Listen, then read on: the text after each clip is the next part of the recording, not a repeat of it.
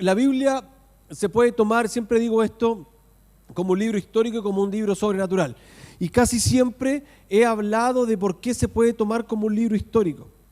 Que realmente la Biblia es uno de los libros históricos, si es que no el más fidedigno que existe, más que ningún otro. Y siempre he hablado de esto, pero nunca he hablado de si la Biblia existen pruebas que muestren que la Biblia no solo es un libro histórico, sino que también es un libro sobrenatural. En la Biblia existen, yo quiero contarte esto, existen 63.779 referencias cruzadas. Y yo quiero pedir ahí a Beter si me puede poner la gráfica, por favor, atrás. Esta.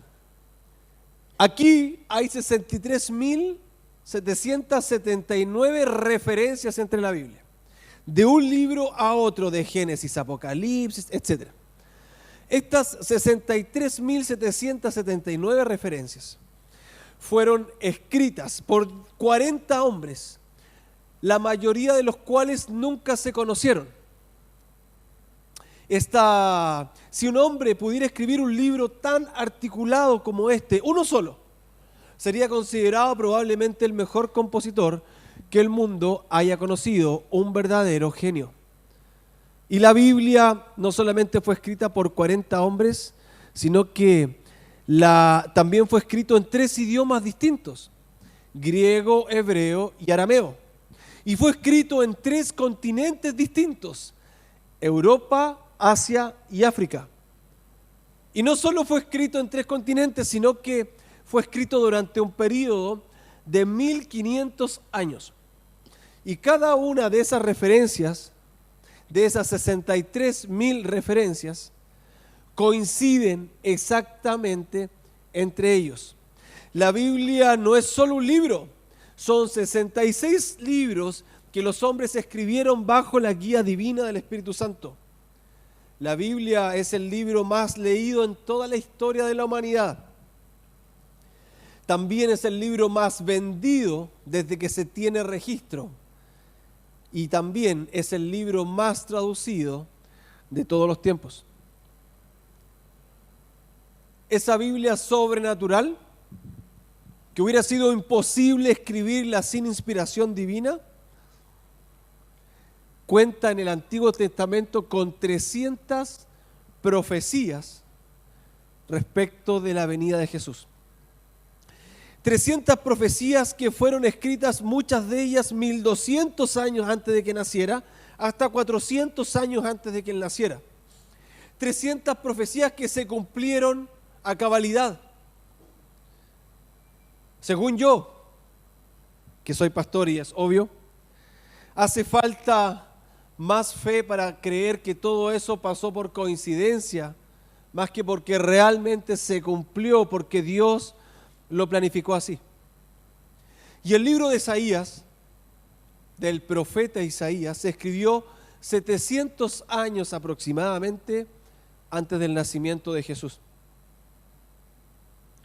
Y hay un pasaje muy claro, muy enfático, que habla de cómo iba a ser la vida de Jesús y su posterior sacrificio.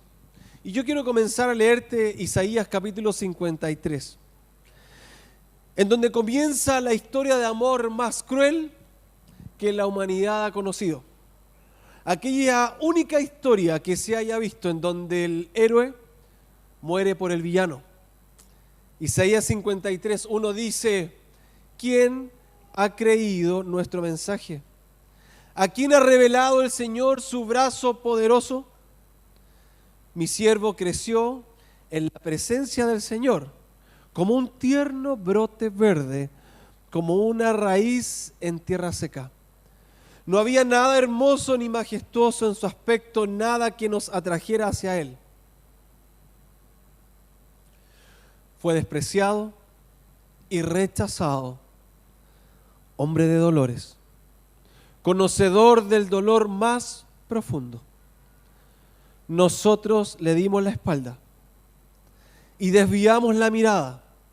Fue despreciado y no nos importó. Y si te fijas, el autor habla de esta situación como algo que pasó. ¿No es así? Dice, hombre de dolores, experimentado en quebranto, nosotros le dimos la espalda y desviamos la mirada, fue despreciado y no nos importó. Todo el tiempo verbal de este texto es pasado. Pero esto se escribió 700 años antes de que Jesús naciera. Esto solo es posible en un contexto sobrenatural, sobre un libro que es real. Sobre un libro que no solamente narra historias, sino que también tiene la capacidad de mostrarnos el corazón de Dios. En un libro que no solamente narra hechos, sino que también tiene la capacidad de hacernos ver cómo piensa Dios. El mismo pasaje en el versículo 4 habla de la redención de Jesús hacia nuestro corazón. Sin embargo, fueron nuestras debilidades las que Él cargó. Fueron nuestros dolores los que lo agobiaron. Y pensamos que sus dificultades eran un castigo de Dios, que eran un castigo por sus propios pecados. Pero Él fue traspasado por nuestras rebeliones y aplastado por nuestros pecados. Fue golpeado para que nosotros estuviéramos en paz. Fue azotado para que pudiéramos ser sanados. ¿Usted sabe cuántos azotes recibió Jesús? En total, 300 azotes.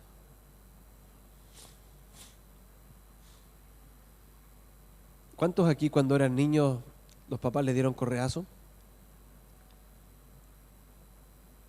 ¿Nadie? ¿Solo yo? Son varios, ¿no? ¿Cuánto les daban? 3, 5, 10, dependiendo del tamaño del condoro. Imagínate 300. Pero 300 que no eran solo correazos. 300 con un látigo que tenía 7 puntas metálicas.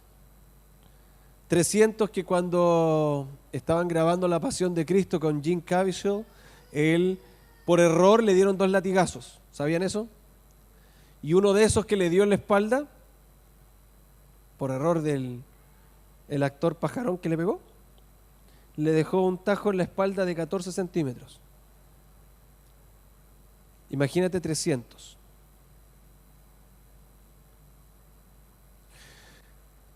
Isaías continúa diciendo y narrando el dolor que supuestamente Jesús pasó, pero narrándolo 700 años antes, y dice: todos nosotros nos hemos extraviado como ovejas.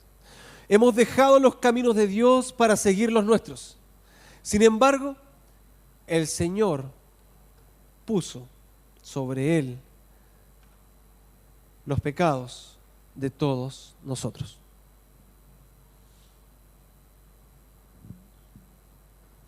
El sacrificio de Jesús cuando está en la cruz, mientras que Él está crucificado, termina con una frase que muchos hemos escuchado, que dice: consumado es. ¿Has escuchado esa frase? Él está crucificado, mira al cielo y le dice a Dios: consumado es. Que en el fondo lo que está diciendo es: papá, terminé. Padre, estoy listo. Llévame a casa. Está mostrando al Creador siendo sacrificado por la creación. Había venido a buscar lo que se había perdido. Aquel que participó en la creación relatada en Génesis, ahora había logrado que esa misma creación que se había perdido pudiera volver a casa. El libro de Lucas dice: porque el Hijo del Hombre vino a buscar lo que se había perdido. Fue consumado, fue terminado, fue concluido, se acabó. Lo logré. Fue difícil, pero llegué al final. La frase consumado es incluso más profunda de lo que nosotros entendemos. Esta frase es narrada en ese momento en el idioma griego, que significa, en griego significa tetelestai. Y esta misma palabra era usada en tres contextos: en el contexto de negocios, en el contexto de una corte judicial y en un contexto militar. En el contexto de negocios se usaba esta palabra tetelestai para explicar que una deuda había sido pagada. Señor, yo tengo mi casa hipotecada, terminé, señor banco, aquí voy a adelantar las cuotas, pagué los 5 años que me quedan porque me conseguí el dinero, vendí algo y lo pagué, y el banco toma eso y empieza los trámites para quitar la prenda, para quitar la hipoteca, y le dice, tetelestai, consumado es. Era usada en esos años también cuando tú ibas a la cárcel, pagabas tu deuda con la sociedad, pasaban los años y luego salías, cumplías tu condena y salías, y el señor juez te decía, señor, usted robó, pagó 5 años en la cárcel, ya eres libre, pagaste tu deuda, tetelestai. Era usado en el contexto de la guerra cuando ésta había sido ganada. Señor rey, ganamos la batalla, tetelestai. Y el Señor Jesús, cuando termina, mira al cielo y dice, tetelestai. Por ti, por tus próximas generaciones, por aquellos que aún no nacían y no pensaban en nacer, tetelestai. Tu deuda fue pagada. No solamente es un tema romántico, sino que es un tema teológico que tiene trascendencia en la historia. Tetelestai, consumado es, y terminé por fin. Pensé que no lo iba a lograr, pero aparte de eso, logré perdonarte. Logré pagar tu deuda. Fue difícil, pero lo logré. El versículo 7 dice, fue oprimido y tratado con crueldad. Sin embargo, no dijo ni una sola palabra. Como cordero fue llevado al matadero, y como oveja en silencio ante sus trasquiladores, no abrió su boca. Al ser condenado injustamente, se lo llevaron. A nadie le importó que muriera sin descendientes, ni que le quitaran la vida a mitad del camino. Pero lo hirieron de muerte por la rebelión de mi pueblo. Él no había hecho nada malo y jamás había engañado a nadie, pero fue enterrado como un criminal y fue puesto en la tumba de un hombre rico, que posteriormente supimos en los evangelios que se llamaba José de Arimatea. Pero ¿por qué Dios decide dar a su Hijo en sacrificio por nosotros? ¿Por qué Dios decide enviarlo para esto? La Biblia dice, porque de tal manera amó Dios al mundo que ha dado a su Hijo unigénito para que todo el que en Él crea no se pierda, sino que tenga vida eterna. Porque cuando leemos esto debemos entender que al final del día no fueron los clavos los que sostuvieron a Jesús en la cruz. Porque si tú y yo hubiéramos estado clavados, habrían sido claramente y físicamente los clavos los que nos mantienen ahí y no podríamos escapar de eso, ¿no es así? Pero en el caso de Jesús era todopoderoso. Él podría haber escapado de sus manos y sus pies clavadas al madero. ¿Por qué no lo hizo? ¿Qué fue lo que mantuvo a Jesús crucificado ahí?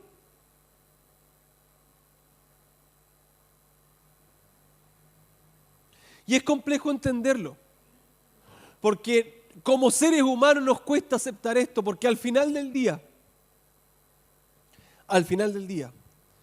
lo que sostuvo a Jesús en esa cruz fue el amor por ti, fue el amor por la humanidad. Tal como escribió Rick Warren en su libro, mientras que Jesús estaba clavado en esa cruz, con las manos sostenidas por su amor, decidiendo hacerlo solo por amor,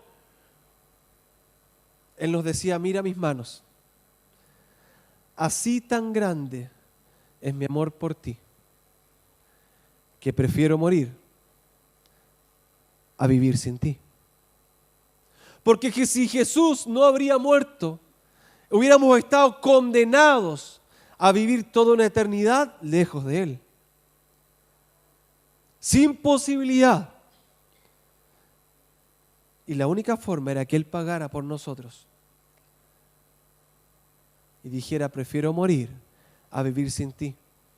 El libro de Isaías, 700 años antes, repito, dice, formaba parte, versículo 10, del buen plan del Señor, aplastarlo y causarle dolor. Sin embargo, cuando su vida sea entregada en ofrenda por el pecado, tendrá muchos descendientes. ¿Quiénes? Tú y yo. Disfrutará de una larga vida y en sus manos el buen plan del Señor prosperará. Cuando vea todo lo que se logró mediante su angustia, quedará satisfecho.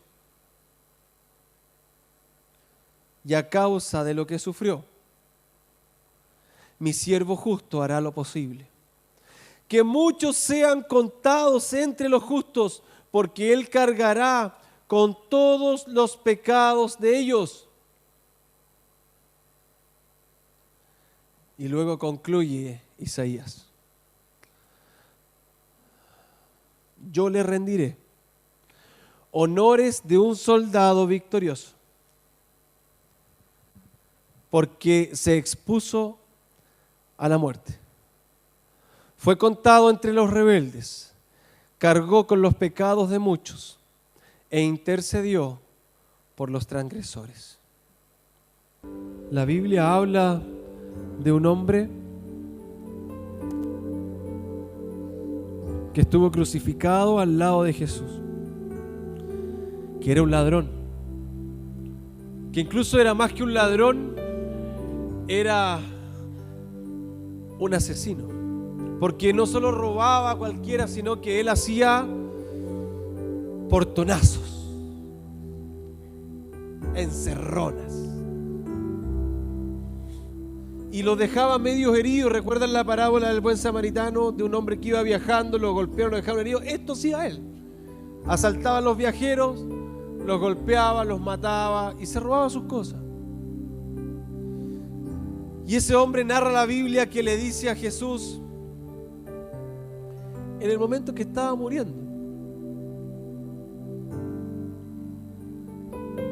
Señor, acuérdate de mí cuando estés en el paraíso.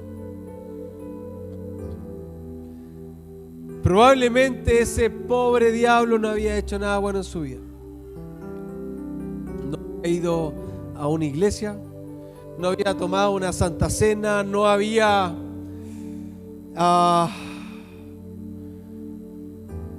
criado hijos, no se había bautizado, no había servido en alguna iglesia, no había conocido un pastor en su vida, no había dado un diezmo. Y Jesús le dijo: de cierto te digo que hoy estarás conmigo en el paraíso. Fue la oración más simple y más corta de la historia. Acuérdate de mí. Pero no dijo amén, ¿no? No dijo en el nombre de Jesús, herejía. Acuérdate de mí. Más nada. Acuérdate de mí. Y es que la Biblia habla, dice que nosotros somos justificados gratuitamente por su gracia, mediante la redención que es en Cristo Jesús.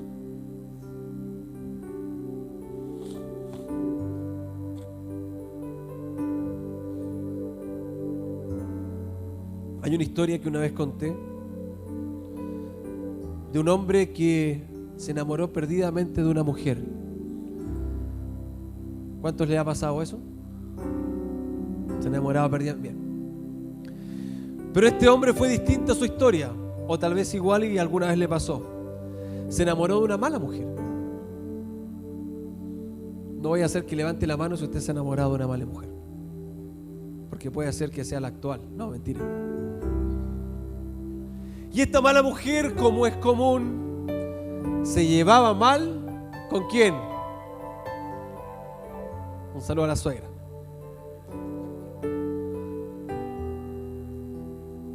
Y si usted cree que su señora a usted le hace problemas por su suegra, este era peor, porque le pidió que la matara.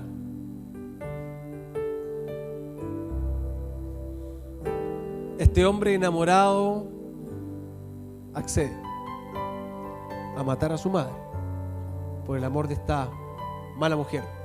Era tóxica la galla. Y va, y la historia dice que él mata a su madre, y la mujer esta con que él estaba le pidió como prueba de que la había matado, que él le trajera su corazón. ¿Han escuchado esta historia alguna vez? Le trae el corazón, y cuando él mata a su madre por amor a esta mala mujer, toma el corazón y va corriendo, y mientras que él va corriendo apresurado para llevarle ese corazón a su amada, se tropieza y cae, y el corazón cae más allá. La historia cuenta que cuando esto sucede, del corazón sale una voz que le dice: hijo, ¿te hiciste daño? ¿Estás bien?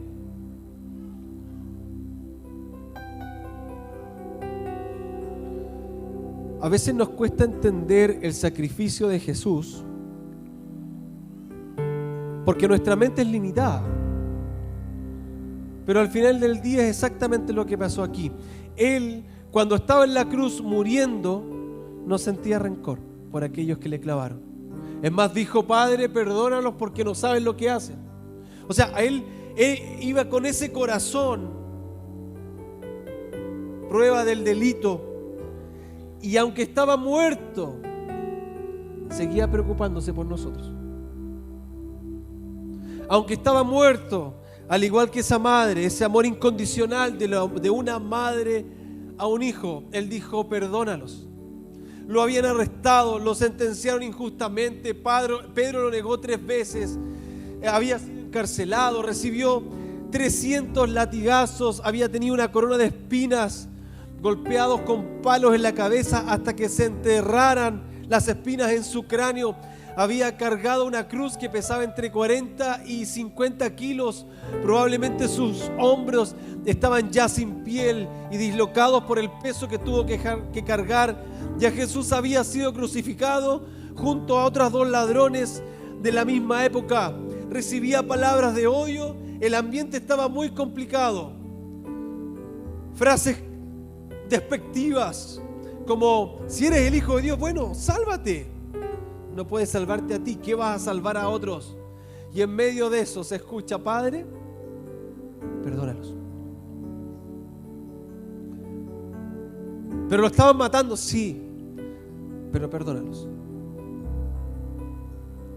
Y es que Dios quiere que entiendas algo, como escribió en su libro C.S. Lewis, el autor de las Crónicas de Narnia, dijo: muere antes de morir, después ya no hay más oportunidad. Porque Dios quiere que te encuentres con la cruz, pero no con esa cruz que celebramos cada Semana Santa, no con esa cruz que está en cada cúpula de una iglesia, que es algo histórico, o probablemente que representa la plaza de armas de una ciudad, donde tú llegas y dices: ¡ay, qué linda la catedral, vamos a hacer turismo! No con esa cruz histórica, sino con esa cruz personal, esa cruz que narra una historia de dolor, esa cruz que narra y te muestra que Dios te conoce y te ama a pesar de tus fracasos, de tus debilidades, que quiere redimir tu presente, que quiere redimir y quiere mejorar quién eres para poder disfrutarte, para disfrutar tu compañía, para disfrutar tu amor, para disfrutar tu abrazo, porque Jesús es el cumplimiento de una promesa, de 300 promesas, de 300 profecías que se cumplen en una cruz.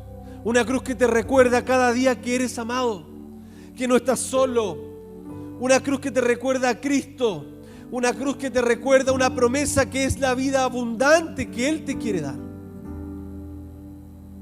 Una cruz que no puede pasar desapercibida. Escúchame algo, no sabes cómo, no alcanzas a saber cómo te ama el Señor. No imaginas cuánto Él te ama. Acude hoy al Rey. Acude hoy a los pies de esa cruz.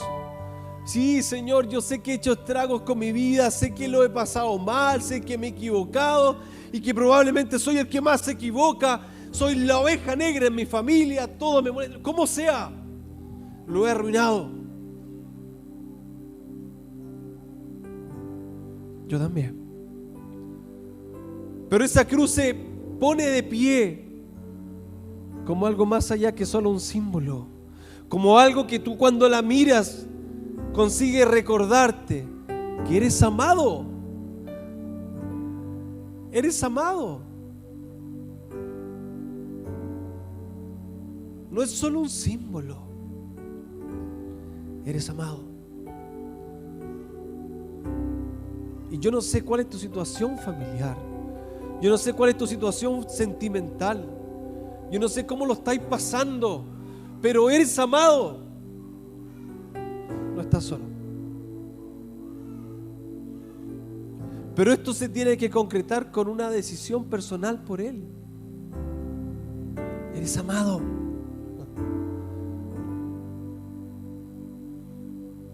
Quiero pedir que te pongas de pie, por favor. Y que me ayudes cerrando tus ojos.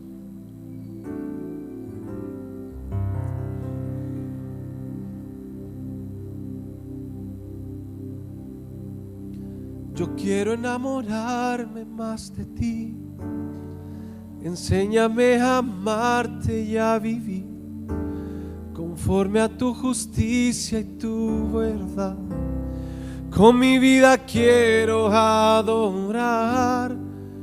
Todo lo que tengo y lo que soy, todo lo que he sido te lo doy. Que mi vida sea para ti como un perfume a tus pies. Yo quiero saber cuántos aquí son como ese ladrón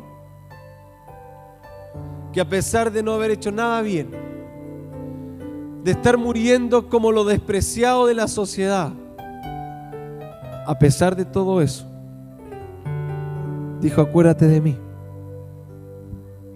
Y esto no se trata de una iglesia, no se trata de un pastor. Yo quiero que entiendas eso. No se trata si te gusta Simple Church, la iglesia de la esquina, la de la otra esquina. Se trata de tu relación con Cristo. Si Cristo murió por ti, y no murió para que te hicieras miembro de nosotros, murió para que tú salvaras tu corazón y te acercaras a Él. Murió para que te enamores de Él. Porque muchas veces es como un novio incomprendido, despechado, enamorado de ti, tanto que dio su vida por ti, pero no correspondido por nosotros.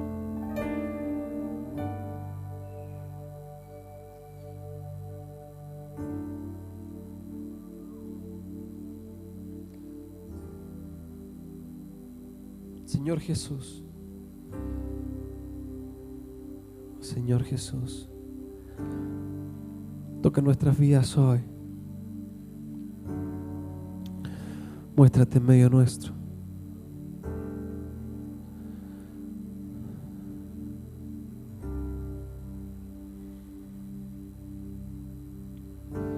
Yo quiero enamorarme más de ti.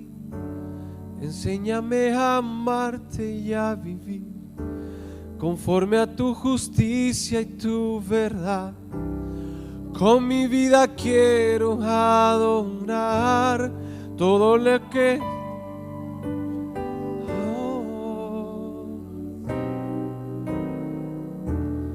que mi vida sea para ti. Si nunca has hecho una decisión por Cristo, este es tu momento. Cierra tus ojos y repite conmigo esta oración. Jesús, repite en voz alta conmigo: Jesús, sé que te he fallado, sé que he pecado, sé que lo he pasado mal, Y sé también que tú lo has pasado mal conmigo.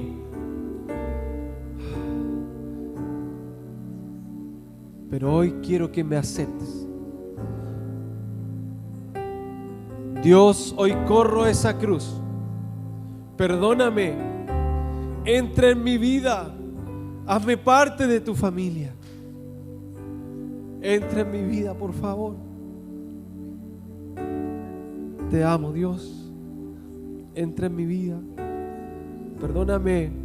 No te vayas nunca. Enamórame. Te amo. Hazme tu hijo. Vuelvo a casa. Vuelvo a los brazos de mi Padre. Vuelvo a casa.